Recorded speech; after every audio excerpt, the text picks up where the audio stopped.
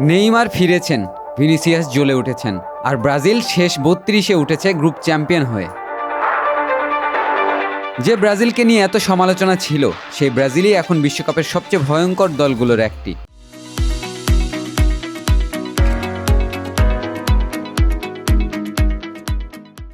মায়ামিতে স্কটল্যান্ডকে 3-0 গোলে উড়িয়ে দিয়ে গ্রুপ সি চ্যাম্পিয়ন হয়েছে ব্রাজিল। ম্যাচের শুরুতেই স্কটল্যান্ডের ডিফেন্ডারের ভুলের সুযোগ নিয়ে গোল করেন ভিনিসিয়াস জুনিয়র। এরপর হেডে নিজের দ্বিতীয় গোল করে ম্যাচের নিয়ন্ত্রণ পুরোপুরি ব্রাজিলের হাতে তুলে দেন তিনি। তৃতীয় গোলটি করেন ম্যাথিউস কুনিয়া, আর সেই গোলের পেছনে ছিল ব্রুনো গিমারেসের অসাধারণ পাস। তবে ব্রাজিল সমর্থকদের সবচেয়ে বড় আনন্দের খবর এসেছে দ্বিতীয়ার্ধে। চোট কাটিয়ে মাঠে ফিরেছেন নেইমার। যতক্ষণ খেলেছেন আক্রমণে গতি, আত্মবিশ্বাস আর সৃজনশীলতায় বুঝিয়ে দিয়েছেন তিনি ফিরেছেন। এই জয়ে গ্রুপ সি এর শীর্ষে থেকেই শেষ 32 নিশ্চিত করেছে ব্রাজিল। সম্ভাব্য প্রতিপক্ষ জাপান। ভিনিসিয়াস ফর্মে, নেইমার ফিরেছেন।